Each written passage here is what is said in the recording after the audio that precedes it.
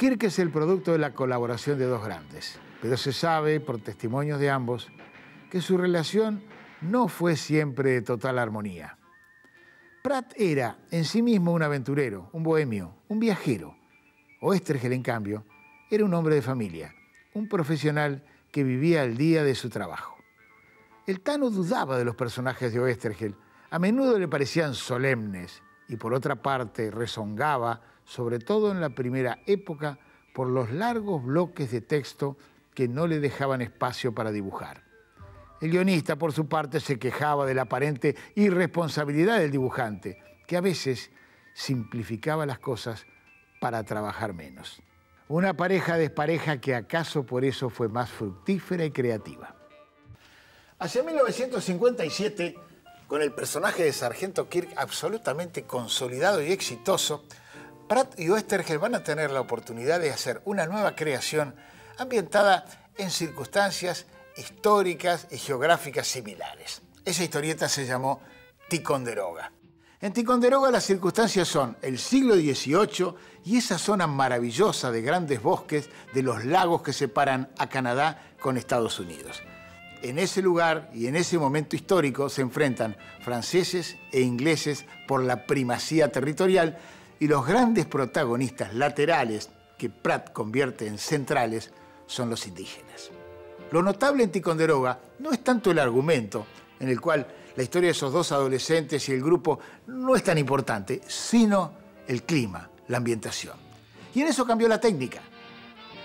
En Ticonderoga aparecen las aguadas, esos bosques canadienses a la orilla de los grandes lagos, están pintados con una técnica hasta entonces desconocida en la historieta. Todo es original en esta historia. El trabajo de Pratt, memorable, en lo formal sobre todo. Rompe, por ejemplo, rápidamente, al final de uno de los primeros capítulos, con la estructura de la página y con la secuencia de cuadritos, al poner la canoa con sus protagonistas apoyados sobre el mapa. Memorable. Acá se ve cómo trabajaba Hugo, ¿no? Sí. Yo pienso que... ¿Es el tamaño más o menos real? Sí, este es el tamaño real. ¿Lo podemos ver? Este es el tamaño real de la página dibujada. Y Pratt probablemente... Y este es el tamaño, perdón. Y este es el tamaño como salía publicada. Era la diagonal. Ahí se ve. Esto era un trabajo que tenía que salir en color, probablemente, porque se pensaba, pero después él necesitaba tener más contraste adentro en los dibujos. Entonces pensó de poner este grisado.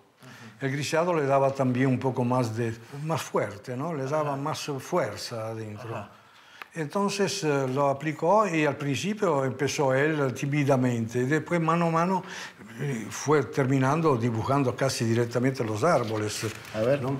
Acá, no sé, esto, que se ve en trazo, que se ve casi el lápiz. El lápiz es mucho más chico, digamos, menos lápiz y más directamente pincel y mucha tinta. Sí.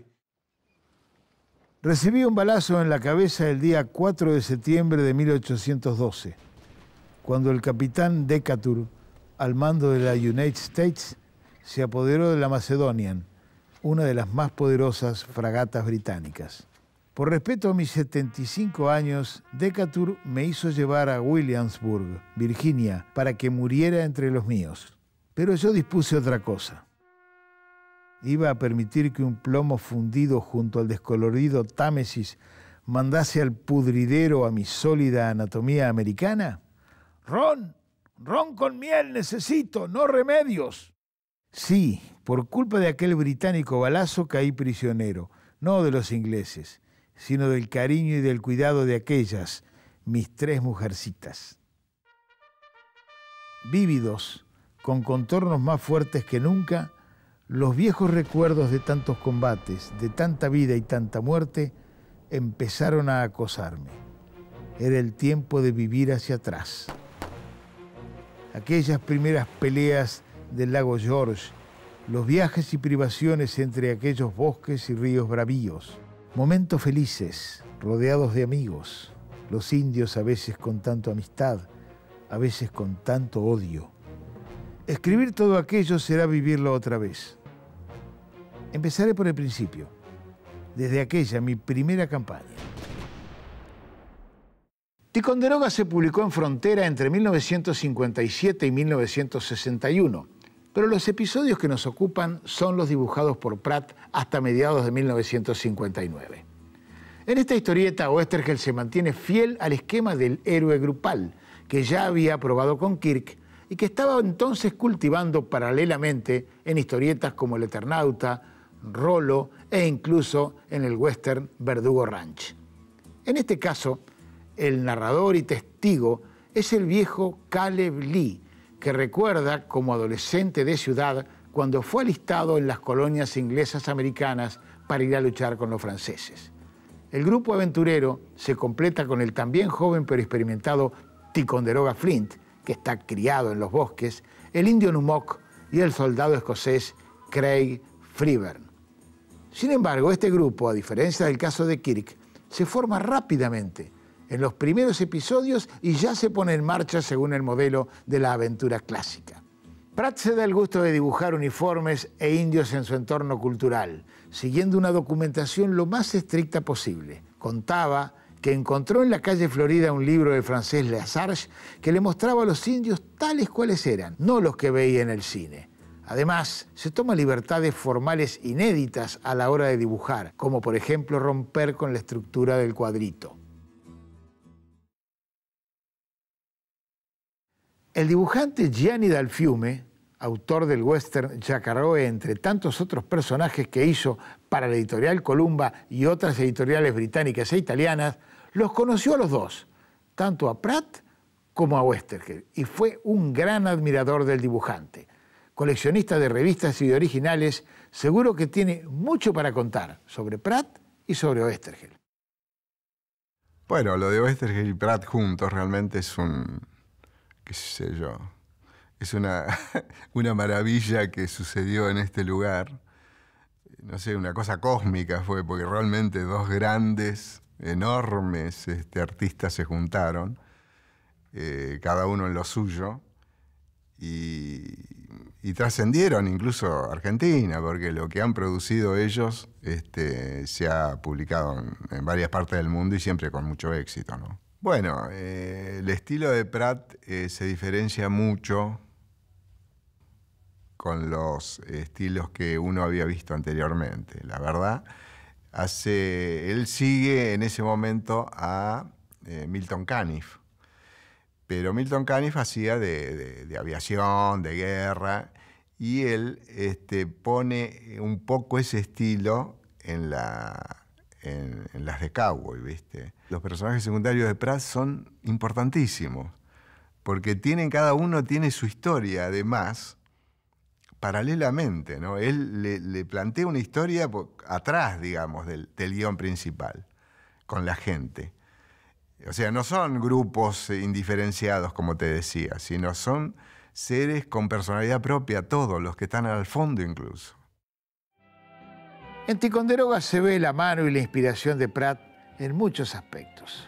Oesterheld estaba por entonces urgido por la necesidad y producía muchísimo, mientras que Pratt estaba en una etapa anterior, estaba recortando el universo de sus intereses creativos. El tema y la época son bien de Pratt, la lucha entre franceses e ingleses en la Norteamérica de fines del siglo XVIII, antes de la independencia norteamericana.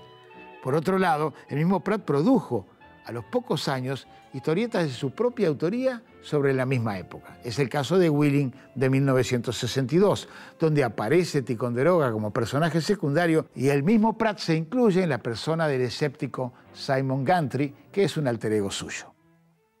La madurez que muestra el Verdugo Ranch es notable y hay mucho de Pratt, ¿no? ¿Qué tenés de Hugo? ¿Qué tenés de Hugo en tu dibujo y qué tenés propio? Bueno, el asunto es que yo salí que Hugo era mi faro, mi manera de ver. Después, en cierto momento, yo estaba creciendo y quería ser yo, no quería ser uno que copiaba Gasset. Así que cambié toda la impostación, pero quedó mucho, pero este era Pratt, seguro. Hay muchísima influencia ahí. Yo lo amaba era el amigo, el gran Moll, no sé si ustedes... Sí, señor, el gran Moll, la novela era ese que me enseñó hasta a bailar a mí, Hugo, cuando era un muchacho, ¿no? Sí. Para poder ir a la fiesta de baile. Además hiciste una cosa con Oesterheld, que era una comedia, un tono que a él le gustaba usar, una comedia ambientada en el oeste, y que hemos disfrutado muchísimo. Eso se llamó Hueso Clavado, que también tenías una gran galería de personajes. Ya has dibujado mucho en Hueso Clavado. Sí. ¿Qué era Hueso Clavado? Bueno, Hueso Clavado, a mí como me lo dijo Héctor, tanto que yo quise hacer esa escena del pueblo, porque dice, era Clochemer. Clochemer era un libro francés del primer Novecento, de socialista, en un pequeño pueblo. Y todos los personajes eran personajes, no había un personaje principal, claro. Eran todos. Era el pueblo. Acá está. Esto. Y esto yo digo, bueno, dame todas las indicaciones, yo quise hacer el pueblo, ¿no? El pueblo lo es.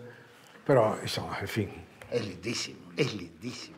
La colaboración creativa entre Oesterheld y Pratt se prolongó aproximadamente hasta 1960. Luego, cada uno siguió su camino.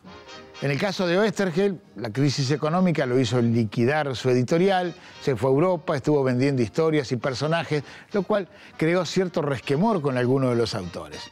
Por el lado de Pratt, en 1964 finalmente volvió a Italia, donde era prácticamente un desconocido.